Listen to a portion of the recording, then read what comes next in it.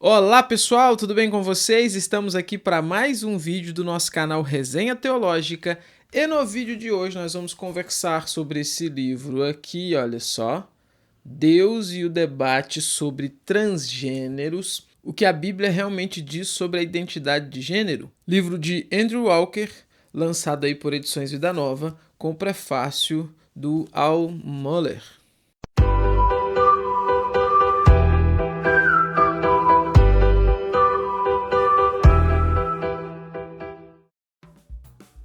Se tem um assunto que está badalado nos nossos dias, principalmente no nosso contexto cristão, né?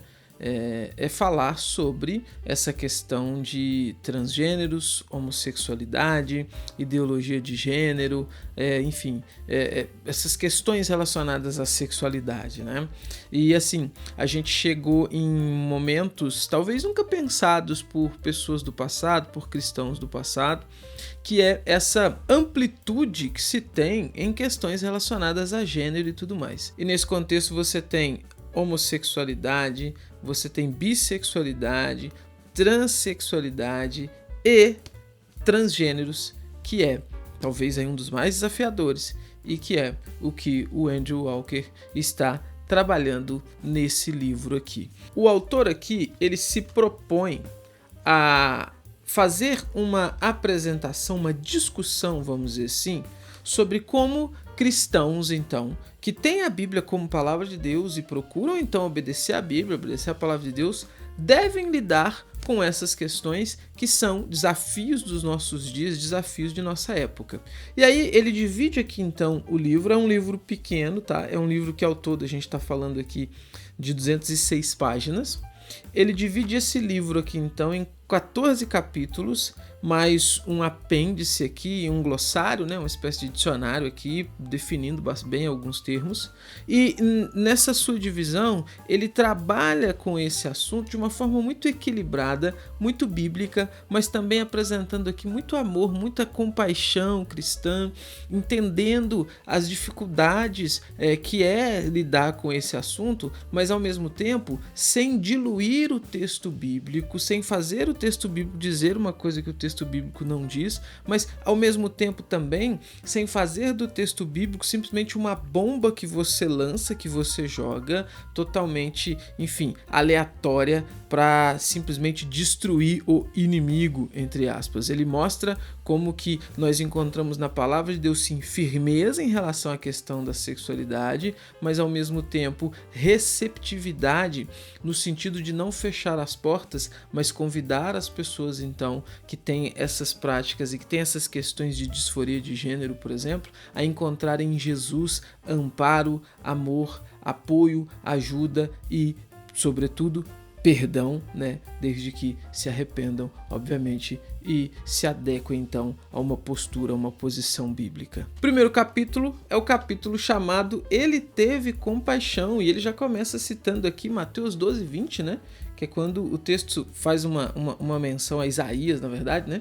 Que fala sobre não esmagar o caniço quebrado, nem apagar o pavio que fumega, né? Ele já está partindo aqui do ponto de que a intenção com o livro não é, então, simplesmente fazer um debate frio e acusatório, mas, de novo, mostrar essa compaixão que Jesus tem e mostrar essa abertura que se tem em Cristo para lidar com todas as coisas. Capítulo 2, capítulo chamado Como Chegamos a Esse Ponto, ele começa falando sobre o caso do Bruce Jenner, que em 2015, né, o Bruce Jenner é um herói americano, aí, esportista americano muito famoso, né, enfim, tá relacionado com aquela família das Kardashians lá, e depois de vários anos, como Bruce Jenner, um atleta de alta performance, de alto rendimento, decidiu então assumir a sua transgeneridade, né, e se autodenominar Caitlyn Jenner e posar para a capa de uma revista. Posar então como transgênero, como mulher, para a capa da Vanity Fair, uma grande revista aí nos Estados Unidos de lingerie, fazendo pose sensual e tudo mais.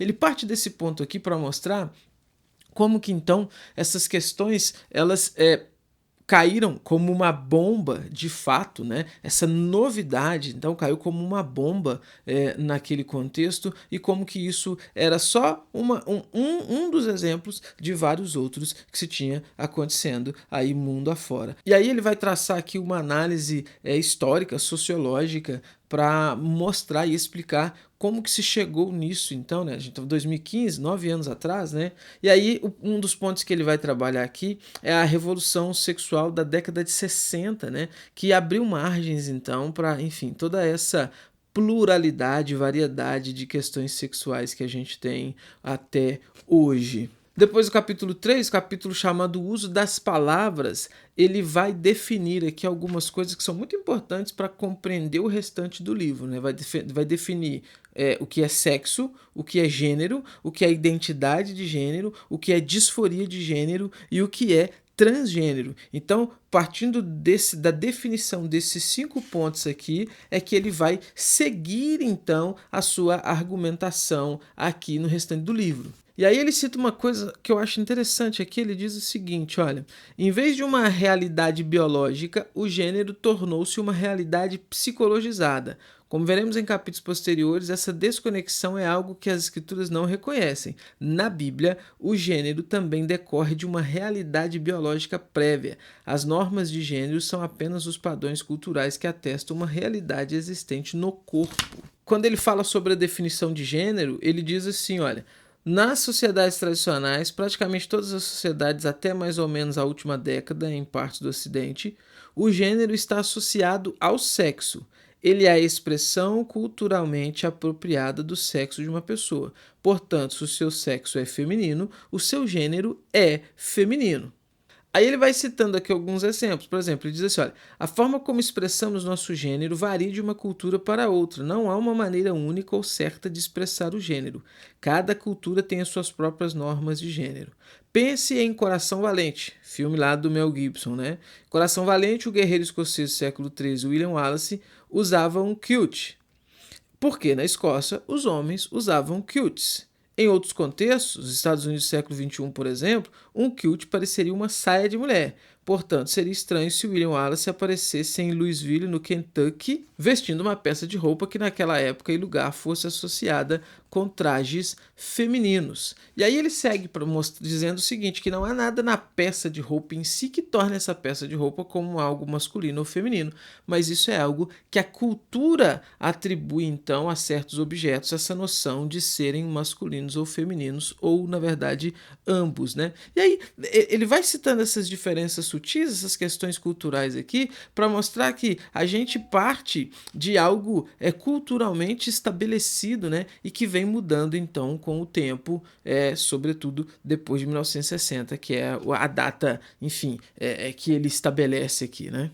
Aí depois dessa parte conceitual, sociológico, histórico, como eu falei, o capítulo 5 ele vai chegar aqui num capítulo chamado Um Projeto Perfeito, que é onde ele vai mostrar que o plano de Deus, a criação de Deus original para o ser humano, ela é o plano perfeito. A criação original de Deus para o ser humano, que não contempla então essas questões de transgêneros, ideologia de gênero, disforia de gênero, esse é o modelo a ser seguido, o modelo a ser acompanhado. E aí ele vai, obviamente, lá em Gênesis para citar aqui então a criação do homem, a criação da mulher. E aí ele vai mostrar que, sendo Deus o Criador, Deus tem o poder de legislar sobre essas coisas, né? Citando aqui o Salmo 24, que diz: do Senhor é a terra e sua plenitude, o mundo e os que nele habitam, pois ele estabeleceu a terra sobre os mares e afirmou sobre os rios, né? Aí veja o que ele diz. É por isso que, em última análise, Deus tem autoridade no debate sobre os transgêneros. Sua voz merece ser ouvida e sua opinião precisa ter o peso maior. Este não é um debate entre indivíduos cisgêneros e transgêneros, religiosos e mundanos, ou entre esquerda e direita. A questão não é saber se Andrew Walker tem o direito de falar nesse debate. Em vez disso, trata-se de saber se um criador tem o direito de falar sobre sua criação. E trata-se de saber se um criador tem mais conhecimento sobre sua própria criação do que uma pequena parte dela tem. Esse é um debate sobre autoridades concorrentes. Nós mesmos ou Deus, criaturas ou Criador. Isso é o que cada um de nós tem de decidir, e é mais seguro apostar na história do Criador, que fala com autoridade sobre como e por que ele fez a criação. E é interessante isso daqui porque ele já tira aquela ideia que, inclusive, alguns religiosos, alguns pseudopastores têm levantado aí na internet de que essas questões aqui não envolvem religião, então não interessa saber o que a Bíblia diz sobre isso, porque a Bíblia não se encaixa nesse ponto, nessa discussão para essas pessoas. A Bíblia teria validade para nós que somos religiosos, mas para essas pessoas não e tal. Essa besteira relativista que tem se dito por aí, né? Capítulo 6, chamado Beleza e Ruína, ele vai mostrar onde as coisas começaram a dar errado, né? E aqui, obviamente, ele vai falar de Gênesis 3, da queda, né? E vai mostrar que essa queda, então, teve desdobramentos em todas as áreas do ser humano, inclusive chegando nessa questão de como o ser humano se enxerga nesse tema da sexualidade. E aí, na página 77, olha o que ele diz. Manifestar uma identidade que está em desacordo com o nosso sexo biológico é satisfazer desejos e percepções pecaminosas que nosso coração acredita que nos trarão paz. Mas o anseio interno por paz não significa que seja possível encontrá-la ultrapassando as fronteiras das limitações humanas e rejeitando a maneira como cada um de nós foi criado. Interessante, viu? Muito bíblico isso daqui, né? Capítulo 8, capítulo chamado Ame o Seu Próximo, ele mostra aqui então, e ele começa a apresentar algumas questões que, enfim, fazem a gente refletir, né? Por exemplo, como lidar com isso então, uma vez que isso é realidade, uma vez que é fruto da queda, do pecado, não foi assim que Deus criou, não foi esse o plano original de Deus e tudo mais. Como lidar com isso hoje então? Como resolver essa questão? E aí ele traz aqui atitudes que nós cristãos devemos ter quando estamos lidando com esse assunto. E o ponto que ele vai partir aqui, então, é sobre o amor. É sobre o amor ao próximo, que requer empatia, que é algo que a Bíblia exige de nós. E aí ele diz aqui, olha, ter empatia não significa aceitar, confirmar ou encorajar alguém a pôr em prática seu desejo de viver de forma contrária ao gênero com que foi criado. Significa que em vez de rejeitar uma pessoa imediatamente, você para e se esforça para ouvir e procura entender. Na página seguinte, ele vai falar sobre o nosso dever, então, de que nesse amor, dentro desse aspecto do amor, falar a verdade. Falar a verdade. Mas olha o que ele diz. Como falar a verdade? Sem arrogância, sem rejeição, sem palavras duras, sem ditados banais que abafam experiências profundamente pessoais, sem piadas, incluindo aquelas ditas pelas costas. Para comunicar verdade e amor é preciso haver relacionamento. Se realmente nos importamos com alguém, devemos dizer a verdade. Temos de amar tanto a verdade a ponto de nos importarmos mais com ela do que com o que o mundo pensa de nós. Temos de amar tanto as pessoas ao ponto de nos preocuparmos mais com a sua alma do que com a sua aprovação. Isso significa que a busca por verdade e amor pode nos custar amizades. As pessoas rejeitaram Jesus por ele falar a verdade e amor. Portanto, devemos esperar o mesmo. Percebe? É aquilo que eu falei no começo.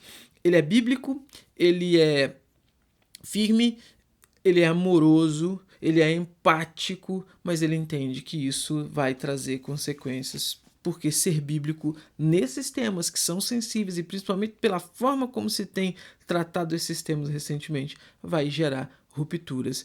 Isso é inevitável. Capítulo 9 é o capítulo chamado Não Há um Caminho Fácil, então aqui ele vai, enfim, mais seguindo, né, nessa discussão sobre como agir, sobre como fazer, sobre como trabalhar essas questões. Capítulo 10 chamado Desafiando a Igreja, é o ponto que ele começa então a trazer, poxa, como que a gente lida isso na igreja? Se chega um transgênero na igreja, se alguém da igreja, se algum membro da igreja, de repente chega e diz, olha, eu sou um transgênero, eu não me identifico com o sexo biológico que eu tenho.